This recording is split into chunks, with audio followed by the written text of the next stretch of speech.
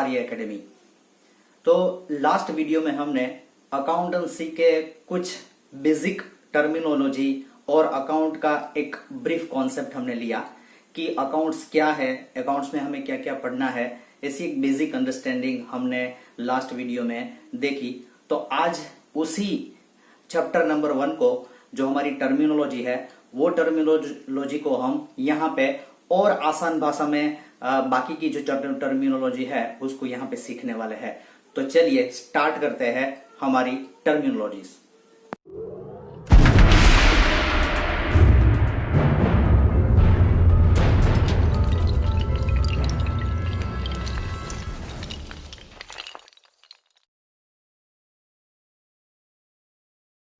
चलिए फ्रेंड्स, तो शुरू करते हैं आसान भाषा में अकाउंट्स। तो लास्ट वीडियो में हमने देखा कि बिजनेस क्या है, बिजनेस के साथ रिलेटेड कौन कौन पर्सन है। एक बिजनेस है, एक ऑनर है और एक थर्ड पार्टी है। और हम किसके पॉइंट ऑफ व्यू से अकाउंट लिख रहे हैं यहाँ पे? ओके, बिजनेस के पॉइंट ऑफ व्यू से। और हमने कल 2 टर्मिनोलॉजी भी सीखी। कौन कौन सी? तो पहले what is accounting system, that is accounting, and second transaction. तो आज हम और भी आसान भाषा में और खेलते कूदते और इजी मेथड से हम यहाँ पे बाकी की टर्मिनोलॉजी सीखने वाले हैं। तो चलिए स्टार्ट करते हैं। तो तीसरी हमारी टर्मिनोलॉजी है यहाँ पे कैपिटल। ओके, पहले इसको रीड कर लेते हैं और बाद में समझ लेते हैं कि ये क्या है। Amount brought in the business by the owner to run the business, it may be in form of cash, goods or assets from his personal source, is known as capital. The capital is internal liability of the business. Now what does it mean by capital? तो first यहां पे इन लोगों ने ये बताया कि amount brought in the business by the owner. तो ये बिजनेस है, तो ये बिजनेस का ओनर ये मिस्टर एक्स है। Mister x, what ever the amount that mister x brought from his on personal source, तो ये मिस्टर एक्स का यहां पे मकान है। तो वो ये बिजनेस रन करने के लिए और ये बिजनेस चलाने के लिए अपने खुद के घर से या अपने पर्सनल सोर्स में से कुछ भी, यानी कि ये बता रहे हैं कि कैश, यहां पे लिखा है कैश, गुड्स और असेट्स, कुछ भी यहां पे लाता है, बिजनेस में लाता है, तो उसको कैपिटल माना जाएगा। तो पहले अमाउंट ब्रॉट, ये ब्रॉट इन, ये इंपॉर्टेंट वर्ड है, ब्रॉट इन, बिजनेस में जो लाता है। कौन लाता है? ओनर लाता है। कहां पे लाता है? आर्य क्लोथ स्टोर में लाता है। बराबर। To run the business, business चलाने के लिए क्या क्या ला सकता है? तो ये केस लाता है, बिजनेस में अगर कुछ केस रुपयों की जरूरत पड़ी तो अपने घर से लाता है। गुड्स, तो ये किसका बिजनेस कर रहा है? तो क्लॉथ का, रेडीमेड गारमेंट्स का बिजनेस कर रहा है। अगर उसके घर पे कुछ रेडीमेड गारमेंट्स पड़े हैं, वहां पे गुड्स पड़ा हुआ है, तो वहां से लेके आता है। और कोई असेट्स है, एसेट्स यानी ये देखो यहाँ पे टेबल दिखाई दे रहा है, यहाँ पे एक चेयर भी दिखाई दे रही है, एयर कंडीशनर लगा हुआ है, फैन लगे हुए हैं। तो ये जो असेट्स है वो एसेट्स अगर अपने पर्सनल सोर्स में से लाता है, यानी कि जो ओनर है वो अगर अपने पर्सनल सोर्स में से कुछ भी लाता है बिजनेस में, तो बिजनेस उसको ओनर की कैपिटल समझेगा। समझ में आ गया? तो पर्सनल सोर्स में से कुछ भी लाता है, that is capital, it is known as capital. And capital is internal liability. तो ये बिजनेस के लिए कैपिटल है वो इंटरनल लायबिलिटी हो जाएगी। तो ये लायबिलिटी है, क्या है, तो ये हम आगे समझने वाले हैं। तो ये समझ में आ गया? तो यहां पे याद रखने वाले वर्ड्स है ब्रॉट इन द बिजनेस। बराबर। कौन लाता है? ओनर लाता है। इसका मतलब कि कैपिटल ऑलवेज ओनर से साथ, ओनर के साथ जुड़ी हुई है। क्या क्या ला सकता है वो? कैश ला सकता है, गुड्स ला सकता है, असेट्स ला सकता है, पर्सनल सोर्स में से लाएगा। बराबर है, वेरी गुड। तो उसको कैपिटल मानेंगे और उसको क्या कहा जाता है? Internal liability. तो समझ में आ गया? Very easy definition. ओके, यहां पे दूसरी डेफिनेशन है ड्राइंग्स की। तो ये बिल्कुल इससे विरुद्ध है, उल्टा है। कैपिटल, कैपिटल से विरुद्ध है ड्राइंग। कैपिटल अगर समझ में आ जाती है तो ड्राइंग अपने आप समझ में आ जाती है। What is drawing? If the owner of the business has taken away any amount of cash, goods or assets for personal use, is known as drawings. What is it mean by? तो ये honour है, ये अपने खुद के इस्तेमाल के लिए बिजनेस में से कुछ पर्सनल यूज के लिए लेके जाता है। कैपिटल में क्या देखा तो वो बिजनेस में लाता है, और ड्राइंग्स में क्या रहेगा तो वो बिजनेस में से लेके जाएगा। क्या लेके जाएगा? It may be cash, goods और असेट्स। कुछ घर पे कुछ रुपयों की जरूरत पड़ी तो यहां से बिजनेस में से लेके जाता है। घर पे बोलते हैं कि भाई चलो 10,000 रुपए की जरूरत है, आप लेके आओ, तो वो घर दुकान से या अपनी शॉप से या बिजनेस से लेके जाता है। कुछ रेडीमेड गारमेंट्स भी लेके जाता है घर के लिए, बच्चों के लिए, बराबर है। कुछ असेट्स, यहाँ पे फैन एक्स्ट्रा पड़े हुए हैं, टेबल पड़े हुए हैं, तो घर के लिए लेके जाता है। तो कुछ भी अगर लेके जाता है, बराबर है, तो वो ड्राइंग्स कहलाता है। तो उसका मतलब क्या है कि ओनर अगर कुछ लाता है बिजनेस में, घर से कुछ बिजनेस में लाता है, तो उसको क्या कहेंगे? कैपिटल। और अगर बिजनेस में से कुछ लेके जाता है घर के लिए या अपने पर्सनल यूज के लिए, तो उसको क्या कहेंगे? ड्राइंग्स। तो है ना, इजी, समझ में आ गया? ओके। उसके बाद की टर्मिनोलॉजी यहां पे है, दैट इज लायबिलिटी और पेएबल्स। ये दोनों सेम मीनिंग है, पेएबल भी कहते हैं और लायबिलिटी। तो any amount to be paid by the business in future to any person is known as liability और पेएबल। तो सिंपल मीनिंग यहां पे क्या निकलता है? लायबिलिटी जैसे हम बोलते हैं वैसा ही ये प्लेन मीनिंग यहां पे दे रखा है इन लोगों ने। तो बिजनेस है, तो बिजनेस अगर फ्यूचर में किसी भी पर्सन को कुछ भी अमाउंट उसको देनी बाकी है, तो हम सोचते हैं कि भाई बिजनेस को कुछ अमाउंट पे करने की किसी को बाकी भी रहती है क्या? हाँ। तो अगर ये बिजनेस चला रहा है रेडीमेड गारमेंट्स का, तो वो जो भी मटेरियल लेता है, जो भी रेडीमेड गारमेंट किसी के पास से परचेस करता है, ये बिजनेस किसी के पास से परचेस करता है, तो इट मे बी पॉसिबल के ही और the business is taking that readymade garments on the credit from that particular vendor.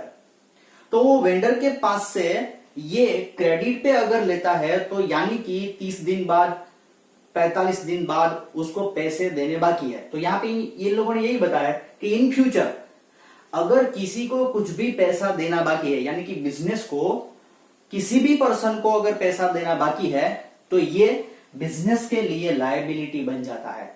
For example कि अगर एबीसी मैन्युफैक्चरिंग कंपनी है, चलो वो रेडीमेड गारमेंट्स बनाने वाली एबीसी कंपनी है, उसके पास से मैंने 50,000 का मटेरियल लिया, 50,000 रुपीज, और मैंने उसको बताया कि भाई मुझे ये 50,000 रुपए का मटेरियल दे दो, मैं 1 महीने बाद आपको पैसा दे दूंगा। तो ये 50,000 रुपए मेरे लिए, यानी कि ये बिजनेस के लिए वो लायबिलिटी बन जाता है, 50,000 रुपए। तो समझ में आ गया इन सिंपल वर्ड्स, बराबर। तो उसमें कौन कौन से आते हैं? क्रेडिटर्स आते हैं, बिल्स पेएबल। ये क्या है क्रेडिटर्स और बिल्स पेएबल, वो भी हम आगे यहाँ पे पढ़ने वाले हैं, लेकिन एग्जांपल के तौर पे आपको ये अभी याद रखना है, बराबर। तो लायबिलिटीज में 2 पार्ट है, there are 2 types of the liability. पहली है current liability and the second is a long term liability. ये दोनों डेफिनेशन बहुत ही सिंपल है, बहुत ही सिंपल, बराबर। यहाँ पे क्या दे रखा है इन लोगों ने? करंट लायबिलिटी में any amount is to be paid within 1 year. अगर ऐसी कोई लायबिलिटी है जो एक ही साल में हमें पे कर देनी है, अभी मैंने एग्जांपल लिया कि एबीसी कंपनी को हमें 30 दिन के बाद पैसा दे देना है, तो ये within 1 year we are going to pay that much amount to ABC company.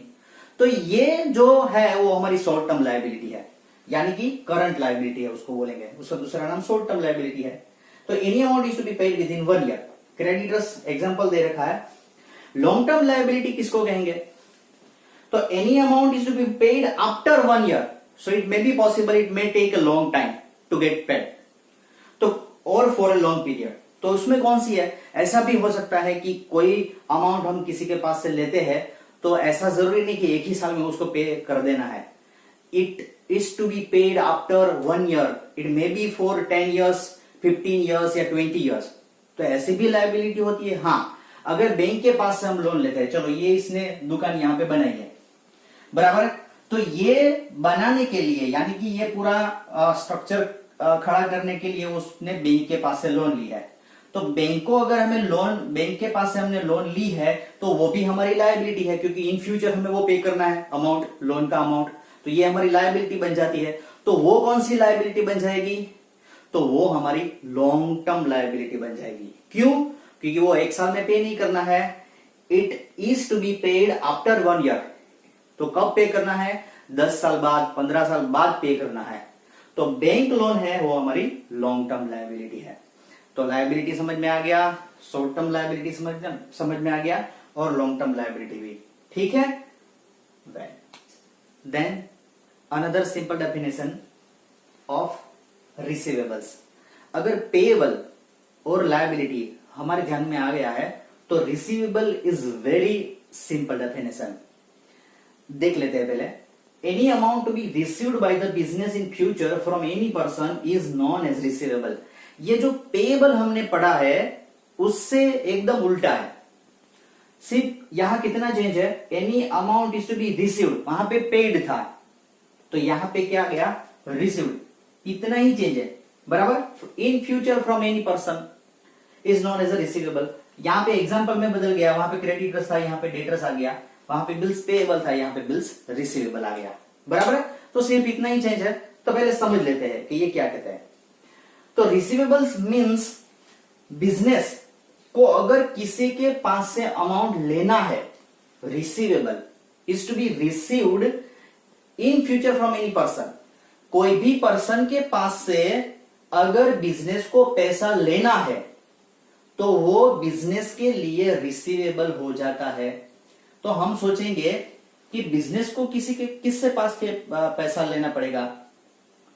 तो ये बिजनेस अगर किसी कस्टमर को कोई गुड्स सेल्स कर रहा है और वो गुड्स वो क्रेडिट पे लेके जाता है, तो वो बोलेगा कि भाई मैं आपके पास से गुड्स लेके जाता हूं लेकिन अभी मेरे पास पैसा नहीं है, तो मैं 1 महीने बाद आपको पैसा दे दूंगा। तो हम क्रेडिट पे गुड्स सेल्स करते हैं, तो वो लेके जाता है, तो इन फ्यूचर हमें उसके पास से पैसा लेना है। तो वो जो अमाउंट रिसीवेबल है, पैसा भी लेना बाकी है, बराबर है, तो वो ये आर्या क्लोथ स्टोर के लिए यहां पे रिसीवेबल बन जाता है। समझ में आ गया? तो अगर पेएबल ध्यान में आ जाता है तो receivable is very simple to understand. उसमें भी यहां पे 2 पार्ट इन लोगों ने दे रखे हैं, as simple as that. Short term receivable, जैसे वहां पे हमने शॉर्ट टर्म पेएबल देखा था। लॉन्ग टर्म लायबिलिटी यहां पे नहीं है, लेकिन ये क्या है? यहां पे लॉन्ग टर्म रिसीवेबल। ओके, तो शॉर्ट टर्म रिसीवेबल्स और long term receivable, any amount to be received within 1 year.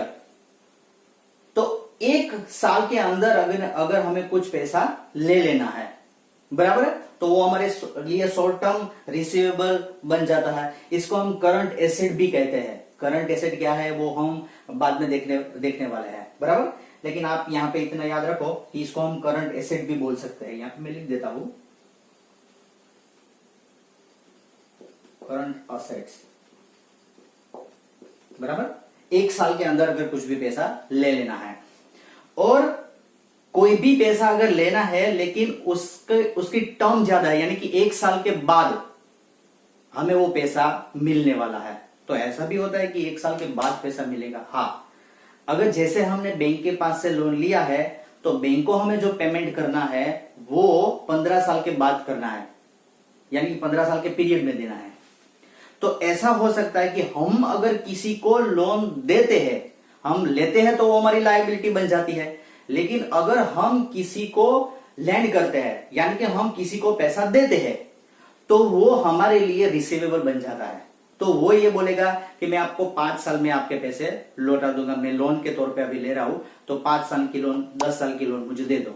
तो हम देते हैं, किसी को अगर पैसों की जरूरत है लोन भी देते हैं, तो वो 1 साल से ज्यादा समय लेता है रीपेमेंट के लिए, तो उसको कहेंगे यहां पे लॉन्ग टर्म पीरियड और लॉन्ग टर्म रिसीवेबल, बराबर है। तो उसमें लोन की बना जाता है। ठीक है, तो है सिंपल। अगर पेएबल ध्यान में आ जाता है तो receivable is very easy to understand. ठीक है।